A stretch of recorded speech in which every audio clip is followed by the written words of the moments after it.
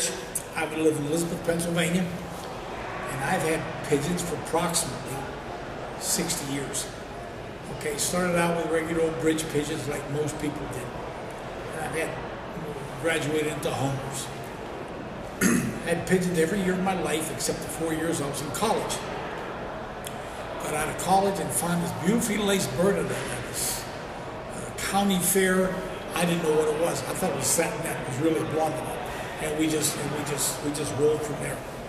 I breed blondinets and satinets.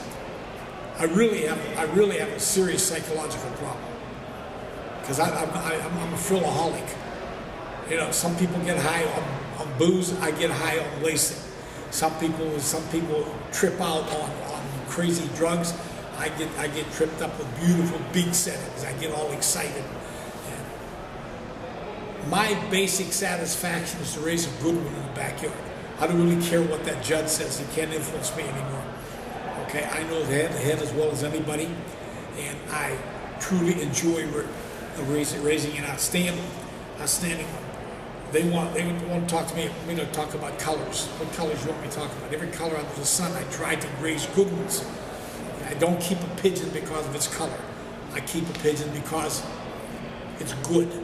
You understand? It just doesn't matter what colors. I appreciate all colors and shades of Oriental Frills. I am not a pigeon breeder. I'm an Oriental Frill breeder. And believe me, there's a difference between a keeper and a breeder. If I was a keeper, I'd have fantails and Modinas and all kind of crazy stuff. I raise one thing, blondinets and satinets. You couldn't give me an owl. I don't like owls. You couldn't give me a turbot. I think they're weird. You know, and these, I respect the guys that raise them, but they don't turn me on, okay? They just don't do anything for me, so I raise blondinets and satinets. Now, breeding them, living in Pittsburgh in our environment, is a trick, okay? I've often said, I probably shouldn't even put them together till April, once the weather settles down.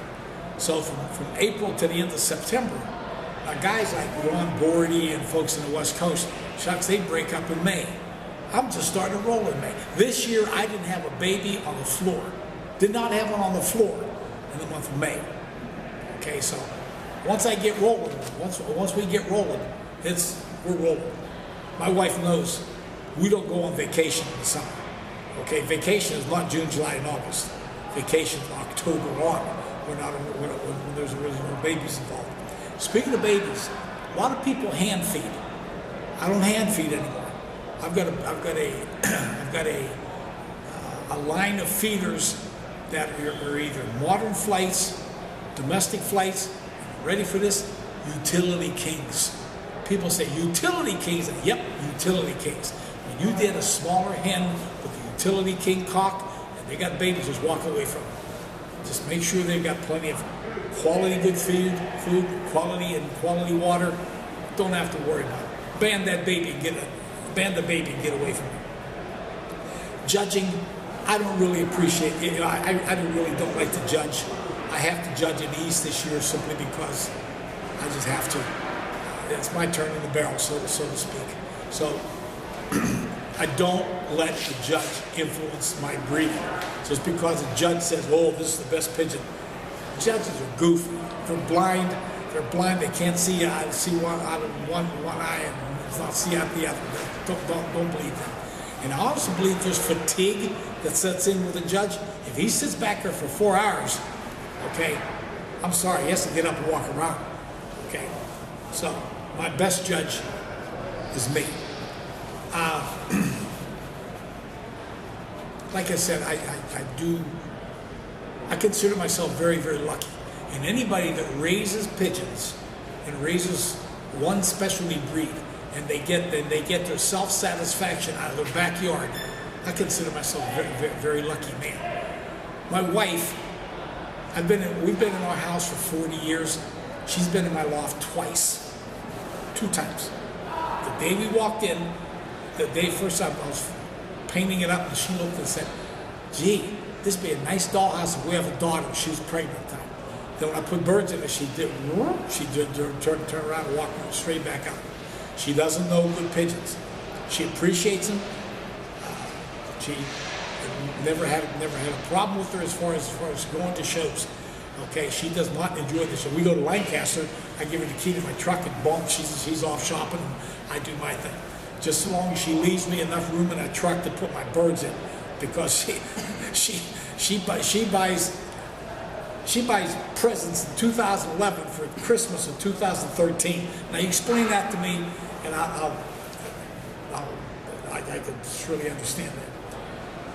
Well, that's about it. I enjoy raising the birds, and I do not enjoy pigeon politics. There's too many politics in the pigeon hobby. It's crazy. It's crazy. I found there's such a thing as pigeon power. Okay, some people get high on pigeon power. That's just nuts. And another thing, he just walked in here. If you haven't been to Ingersoll, Canada, treat yourself. Treat yourself. Because Jimmy Saunders has a loft that's ridiculous. Okay, it just, you know, I can spend Christmas and Easter there. It's just a wonderful place to be. Okay, I've visited just about every loft in America, and there's no right way and wrong way. Every pigeon loft has its own personality.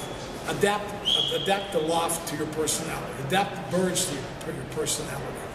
And you know, I coached basketball for 40 years, and many times my birds got fed at 8 o'clock at night.